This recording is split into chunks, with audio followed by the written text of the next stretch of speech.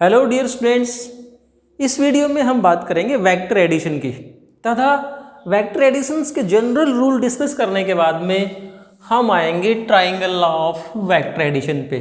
तो dear students, सबसे पहले जो हमें बात याद रखनी है कि जब भी हम वेक्टर्स को ऐड करेंगे तो जो एक सिंपल सा रूल है, जो जनरल रूल है, वो क्या है? Vectors of same nature alone can be added or subtracted, can be added or subtracted। Meaning क्या है इसका? वेक्टर्स ऑफ सेम नेचर, इसका मतलब ये होता है कि हम जैसे मान लो डिस्प्लेसमेंट वेक्टर की बात करते हैं, then we can add displacement to displacement. Velocity vector में वेलोसिटी वेक्टर को ऐड कर सकते हैं या फिर वेलोसिटी में वेलोसिटी को ही सब्ट्रैक्ट कर सकते हैं। इसी प्रकार से फोर्स में फोर्स को ऐड कर सकते हैं, फोर्स में फोर्स को ही सब्ट्रैक्ट कर सकते हैं। तो जब भी हम वेक्टर एडिशन की बात करेंगे तो हमारे दिमाग में ये होना चाहिए कि क्या ये वेक्टर सेम नेचर के हैं। फॉर एग्जाम्पल, जैसे मान लो हम एक एग्जाम्पल लेते हैं, suppose this is a rod of length 10 metre and this is another rod of mass 25 kilogram. अब यदि हमारे से ये कहा जाए कि add this mass in this length, it means we cannot add mass in length because these are of different nature.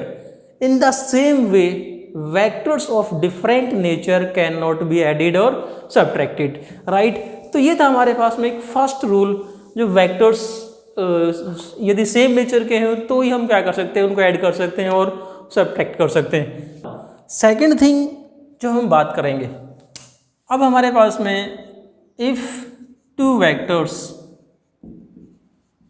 Are acting in the same direction, two vectors are acting in same direction, यदि हमारे पास में कोई दो vector हों जो एक ही direction में लगे हुए हैं, suppose this is vector A and this is vector B acting in the same direction। अब यदि हमें इन दोनों को ऐड करना है, इन दोनों को ऐड करने के बाद में जो सिंगल वेक्टर आएगा that is known as resultant vector. दोनों को ऐड करने के बाद में जो सिंगल वेक्टर आएगा उसको हम क्या बोलेंगे? Resultant vector are. सो देखो, यहाँ से जनरल रूल है, if two vectors are acting in the same direction and vectors are of same nature, तो क्या तरीका है? फर्स्ट वेक्टर की हेड पे सेकंड वेक्टर की टेल को कोइंसाइड करवा देते हैं। डियर स्टूडेंट्स, इस वेक्टर के इक्वल और पैरेलल यदि हम यहाँ वेक्टर ड्रा कर देते हैं तो then we can say that हमने इस वेक्टर को यहाँ से उठा के यहाँ रख दिया, या यूँ कह दें कि इसको हमने यहाँ से डिस्प्लेस यहाँ कर दिया। ये हम पहले पढ़ चुके हैं इक्वल वेक्टर में कि किसी वेक्टर्स को हम कैसे डिस्प्लेस कर सकते हैं। इसी प्रकार से अब ये जो वेक्टर है इसकी टेल को फर्स्ट वेक्टर की हेड के साथ में कोइंसाइड करवा देते हैं, राइट? यदि तीसरा वेक्टर और होता तो क्या करते? उसकी भी टेल को इसके हेड के साथ में कोइंसाइड करवा देते। अब ये जो सिंगल वेक्टर आया है पहले वेक्टर की टेल से और जो हमारा लास्ट वेक्टर है उसकी हेड तक, this vector is known as resultant vector. तो ये हमारा वेक्टर ए था, ये वेक्टर बी है और ये क्या आ गया? Resultant vector, and it is written as vector A plus vector B, right? ये रिजल्टेंट वेक्टर आ गया। अब यदि हमें इस रिजल्टेंट वेक्टर का मैग्नीट्यूड निकालना है, then magnitude we know that magnitude और modulus of a vector is equal to, यहाँ से क्या आ जाएगा? Modulus of vector A plus modulus of vector B. For example, जैसे मान लो हम ये कह दें कि suppose this is a force of 5 Newton acting along x-axis and another force of 10 Newton acting along x-axis। दोनों forces x-axis के along लगे हुए हैं, तो इन दोनों को मिलाने के बाद में जो रिजल्टेंट फोर्स आएगा, रिजल्टेंट फोर्स क्या आ जाएगा? 5 न्यूटन प्लस 10 न्यूटन। इस रिजल्टेंट फोर्स का मैग्नीट्यूड कितना आ जाएगा? 15 न्यूटन। और इसकी डायरेक्शन क्या होगी? It will be in the same direction. So हमारे पास में फर्स्ट जो रूल आ गया, if two vectors of same nature acting in the same direction then their resultant is given by the simply ये कहते हैं कि sum of magnitude of the two vectors, right. ये जो रिजल्टेंट वेक्टर का जो मैग्नीट्यूड आएगा वो क्या होगा, इन दोनों वेक्टर्स के मैग्नीट्यूड का सम, और इसकी डायरेक्शन क्या आ जाएगी, it will act in the same direction, right. जैसे सपोज और एग्जांपल ले लेते हैं कि we have a vector A is equal to 3i and vector B is equal to 4i। 3i का मतलब क्या है, it is vector along X axis जिसका मैग्नीट्यूड कितना है 3, और कैप आई का मतलब डायरेक्शन एक्स एक्सिस के अलोंग है। दूसरा वेक्टर बी, इसका मैग्नीट्यूड कितना है 4, right, and direction is along X axis. So इन दोनों को मिलाने के बाद में जो रिजल्टेंट वेक्टर आ जाएगा वो कितना होगा, 4 + 3 is equal to 7i, right. तो डियर स्टूडेंट्स, इस प्रकार से जब हम वेक्टर एडिशन की बात करते हैं, suppose we have a vector r is equal to xi + yj + zk and another vector r p मान लेते हैं is equal to x1i + y1j + z1k। अब यदि हम इन दोनों का वेक्टर सम करेंगे तो हमारे पास में क्या आएगा, vector r plus vector p is equal to i में i वाला कोफिशिएंट जोड़ेंगे, j में j वाला कोफिशिएंट, और k में k का कोफिशिएंट जोड़ देंगे। क्या बनेगा ये, x + x1i plus y + y1j plus z + z1k। This is the method for vector addition, right. अब हम बात करते हैं second concept, if two vectors are acting in opposite direction. Next, अब हमारे पास में कंडीशन क्या हो सकती है, if two vectors are acting in opposite direction. Suppose this is vector A and this is another vector B which are acting in opposite direction. अब इनका जो वेक्टर सम होगा तो उनके लिए हम कैसे करेंगे, सेम रूल। क्या रूल है, एक वेक्टर की हेड पे दूसरे वेक्टर की टेल को कोइंसाइड कर दो, राइट। तो इस वेक्टर को मैं यहाँ से उठा के यहाँ ले आता हूँ, इस वेक्टर को हमने यहाँ से उठाया, अब इसके हेड पे ये जो वेक्टर है इसको उठा के यहाँ ले आते हैं, राइट। देन दिस इज क्या आ गया, vector B, but vector B is opposite in direction of vector A, right. तो हमारे पास में अब इन दोनों का जो रिजल्टेंट वेक्टर आएगा it will be written as vector R is equal to vector A plus negative of vector B being opposite in direction. अब यदि इस r का हम मैग्नीट्यूड निकालेंगे तो r का जो मैग्नीट्यूड आ जाएगा वो क्या होगा, modulus of r is equal to modulus of a minus modulus of b, right. दोनों के मॉडुलस से क्या करेंगे, हम डिफरेंस करेंगे। For example, suppose a force of 5 newton acts in this direction, a force of 3 newton acts opposite to this, then resultant जो force आएगा वो क्या होगा, 5n - 3n that is equal to 2 Newton. अब हमारे पास में रिजल्टेंट फोर्स आ गया। अब बात आती है इसकी डायरेक्शन की, what will be the direction of resultant vector. यहाँ से जो रिजल्टेंट वेक्टर आया इसकी डायरेक्शन क्या होगी, it will be in the direction of greater of these two, इन दोनों में जो बड़ा होगा। यदि देखो यहाँ से क्लियर है कि 5 newton is greater than 3 newton, then resultant force will be in the direction of 5 newton. अगर 5 न्यूटन इधर होता तो रिजल्टेंट फोर्स क्या आ जाता हमारे पास में, इधर आ जाता, राइट। ये तो थे हमारे पास में दो रूल, सिंपल से थे कि यदि दो वेक्टर सेम डायरेक्शन में हो, दो वेक्टर अपोजिट डायरेक्शन में हो। अब जो प्रॉब्लम हमारे पास में आती है वो क्या है, if two vectors are acting at some angle.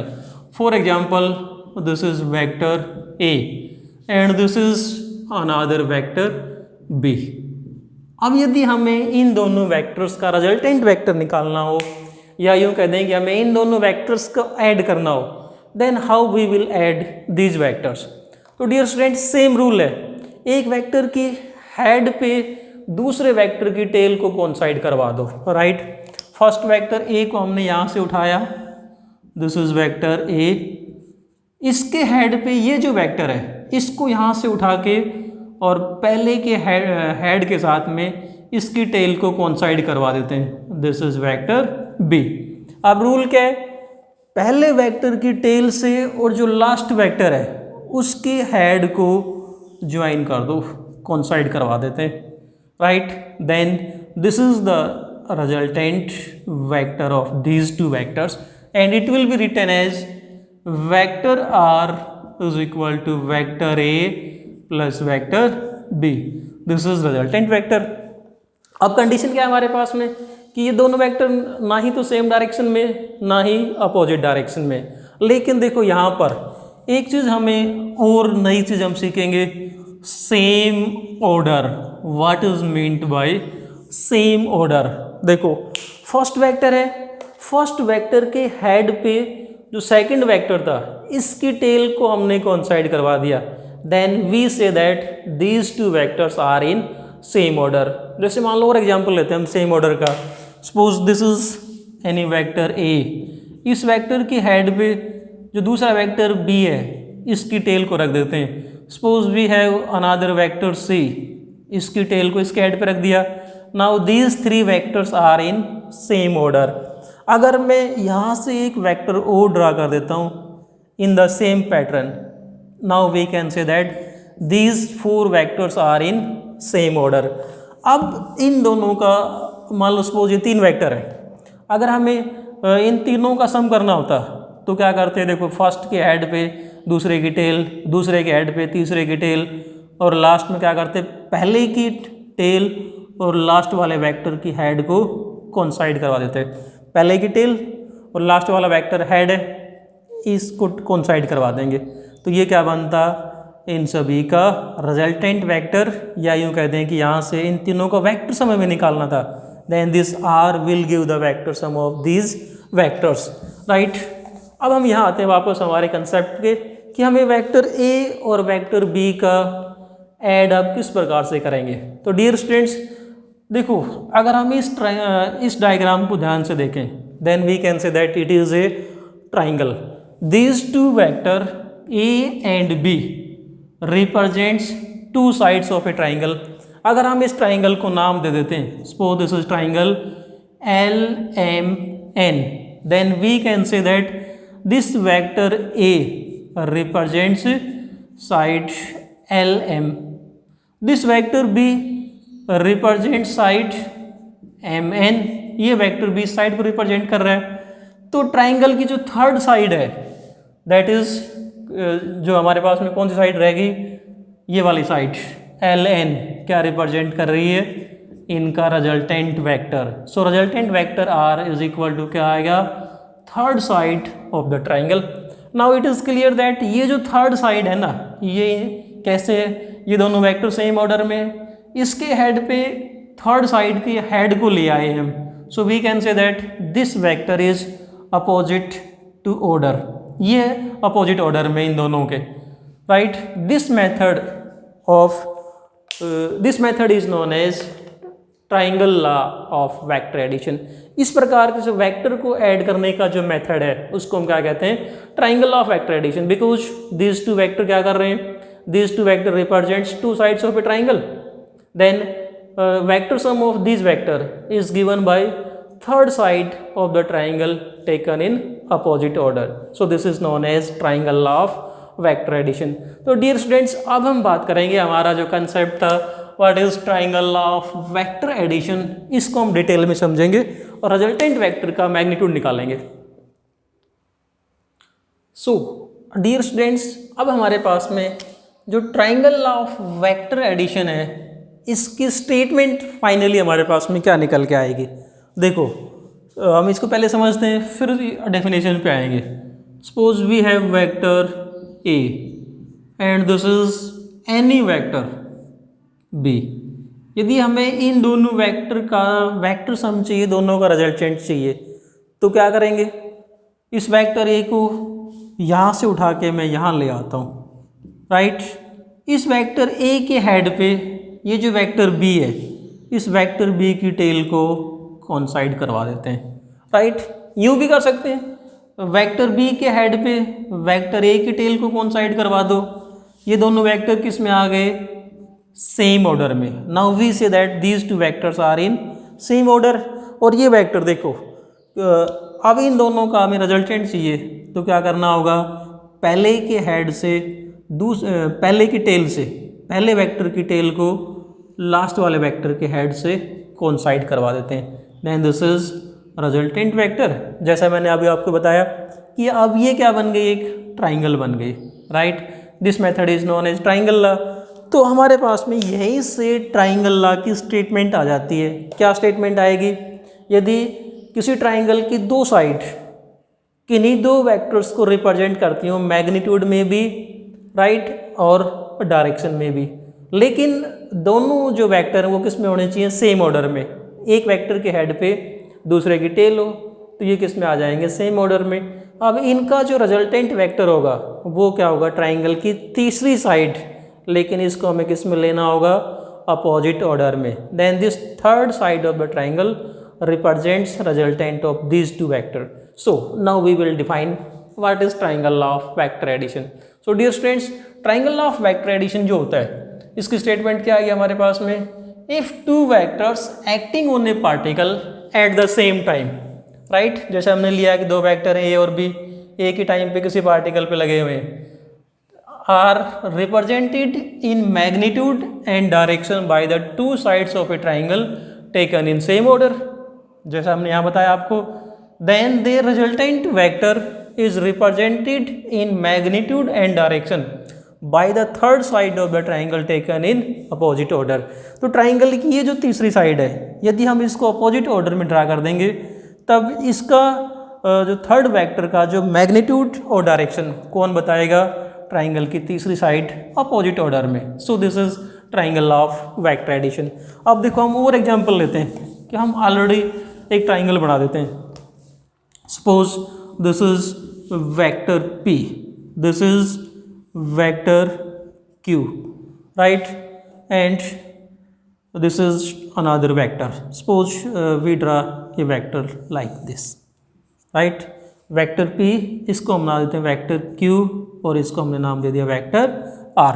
यदि हमारे पास में ये ट्राइंगल गिवन है और अब हमसे पूछे कि use triangle law of vector addition in this triangle, इस ट्राइंगल में आप triangle law of vector addition कैसे यूज करेंगे, तो हम ये ढूंढेंगे पहले कि कौन से वेक्टर सेम ऑर्डर में। देखो यहाँ से इन दोनों की टेल कोइंसाइड कर रही है, it means these are not in same order. यहाँ देखते हैं हम तो वेक्टर P के हेड पे वेक्टर Q की टेल है, राइट, इसका मतलब ये दोनों किस में, सेम ऑर्डर में। और इसके हेड पे ये वाला जो वेक्टर है इसका हेड आ गया, it means this R is opposite in order of these two vector. So इस ट्राइंगल में यदि हम triangle law of vector addition लगाएंगे तो किस प्रकार से लिखा जाएगा, ये vector P plus vector Q is equal to क्या आएगा, vector R। In this way we can apply triangle law of vector addition for finding the vector sum of two vectors which are acting eight same angle.